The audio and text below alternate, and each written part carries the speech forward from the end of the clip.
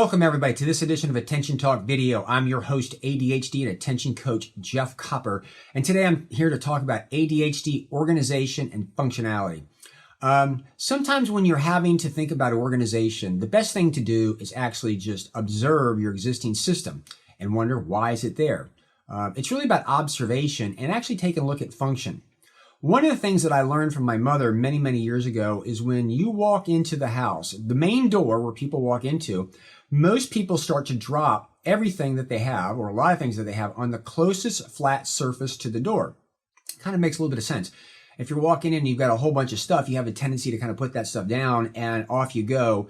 Those things that are left often need to be maybe sorted, like maybe, let's say you've got the toilet paper or something. It needs to be sorted, go to different parts of the house or whatever. But in general, you tend to put things down on the closest flat surface in an area where you're walking into the house. Now, what does that do for us? Well, that's an organizational system. It's functionally works that way because that's the way behavior works.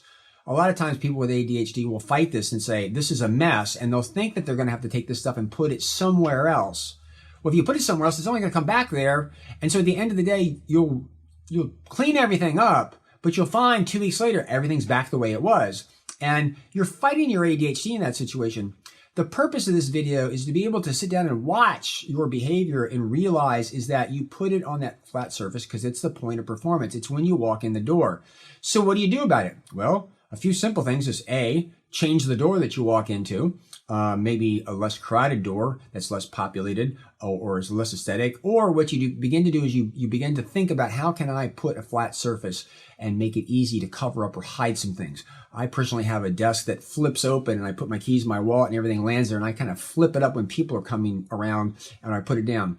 I've had other people put curtains up. There's a variety of creative things that you can do to kind of hide the mess a little bit. But at the end of the day, if you're working with that system, it's a lot more ADD friendly than expecting people to take all that stuff and discern it into other parts of the house.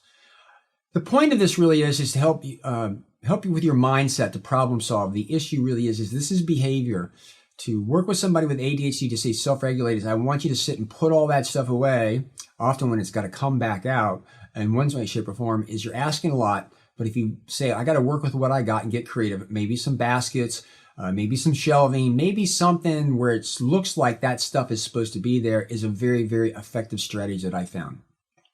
I hope this has given you pause to think about what's going on, ponder, and help you problem solve. Please subscribe to our channel by hitting the subscriber button and leave your comments. What do you think of this? Do you see this in your house? Are you able to put some things away? And if you are, how do you do that? Please share those comments. It always helps me understand what you're looking for and other of our viewers. So with that, we hope you've enjoyed this edition of Attention Talk Video. Take care.